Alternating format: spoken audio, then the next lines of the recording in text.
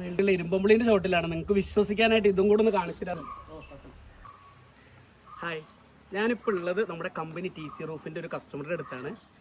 ഈങ്ങാമ്പുഴയാണ്. ഇവിടെ വന്നപ്പോൾ ഒരു അത്ഭുത ചെടി എനിക്ക് തോന്നി, അത് കാണിക്കാനാട്ടോ നിങ്ങൾ എടുക്കുന്നത്.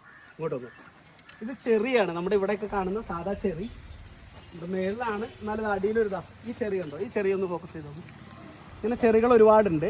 ഈ ഒരു ചെറി ഞാൻ പറിക്കുകയാണ്. ഇത് കഴിക്കുമ്പോൾ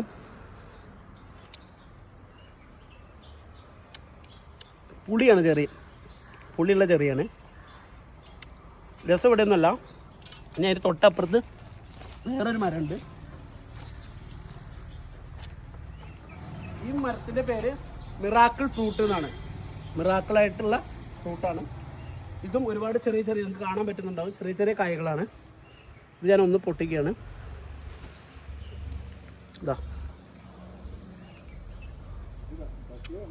നല്ല മധുരമുണ്ട്.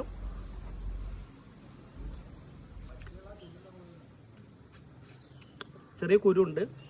ഇത് കഴിച്ചു കഴിഞ്ഞിട്ട് ആ ചെറി കഴിക്കാനാണ് നമ്മളോട് പറഞ്ഞത്. അപ്പോൾ അതൊന്ന് നോക്കി നോക്കാം എന്തായാലും.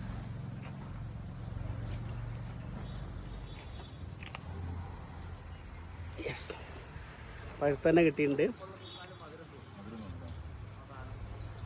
നല്ല ഡിഫറെൻ്റ് ആണ്. അത് കഴിച്ചിട്ട് ഇത് കഴിച്ചപ്പോൾ ഇത് ഭയങ്കര മധുരം.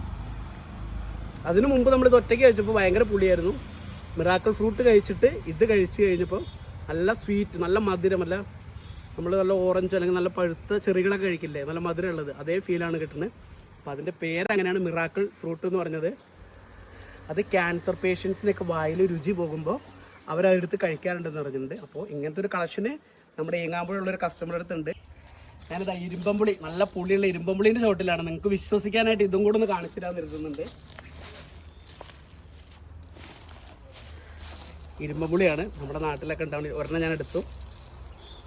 ഇത് അങ്ങനെ തിന്ന പുളിയാവും. അപ്പോൾ ആദ്യം ഞാൻ കാണിച്ചത് ആ കായല്ല നമ്മൾ പറിച്ചത്, അത് തിന്നെയാണ്. നല്ല മധുരമുണ്ട് കായ.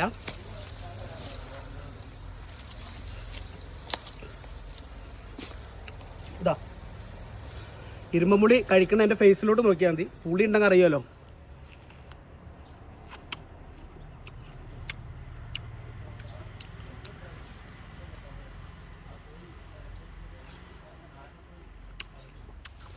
എൻ്റെ ഫേസിലൊരു പുളീൻ്റെ മാറ്റമല്ല.